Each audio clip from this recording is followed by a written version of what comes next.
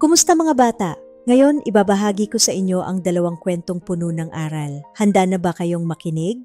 Ang ating unang kwento ay Ang Kuneho at ang Pagong, ang pangalawang laban. Matapos ang kanilang unang karera, muling hinamon ng kuneho si Pagong. Sabi ng kuneho, ako'y nagkamali lang noon. Sa pagkakataong ito, ipapakita ko ang tunay kong bilis. Pumayag si Pagong, ngunit may kondisyon. Magdadala tayo ng isang supot ng pagkain at ibibigay ito sa mga hayop na nangangailangan habang tayo'y tumatakbo. Naway pakawalan mo ako, pakiusap ng daga. Maaaring balang araw ay matulungan kita. Napatawa ang leon, ngunit pinakawalan din ang daga. Mabilis na tumakbo ang kuneho, ngunit hindi niya pinansin ang mga hayop na humihingi ng tulong. Mauuna muna ako, sabi niya sa sarili.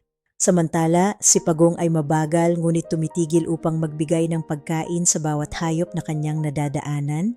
Sa huli, naunang nakarating ang kuneho sa finish line, ngunit walang sumalubong sa kanya, tahimik ang paligid. Nang dumating si Pagong, kasama niya ang mga hayop na kanyang tinulungan, masaya silang sumalubong at nagpasalamat. Naintindihan ng kuneho na ang tunay na tagumpay ay hindi lamang ang pagiging una sa lahat ng oras. Ang aral, ang tunay na panalo ay ang pagtulong sa kapwa, hindi lamang ang pagkamit ng sariling tagumpay. Ang ating ikalawang kwento ay Ang Leon at ang Munting Daga. Sa kagubatan, isang mabangis na leon ang kinatatakutan ng lahat. Isang araw, nahuli niya ang isang maliit na daga. Ano ang silbi mo sa akin? Galit na sabi ng leon. Naway pakawalan mo ako, pakiusap ng daga. Maaaring balang araw ay matulungan kita. Napatawa ang leon, ngunit pinakawalan din ang daga. Makalipas ang ilang araw, nahuli ang leon sa isang bitag ng mga mangangaso. Pilit siyang kumawala, ngunit hindi niya magawa. Narinig ito ng daga, agad siyang tumakbo at kinagat ang lubid hanggang ito'y maputol, nakalaya ang leon. Hindi ko akalaing ikaw ang magliligtas sa akin, sabi ng leon.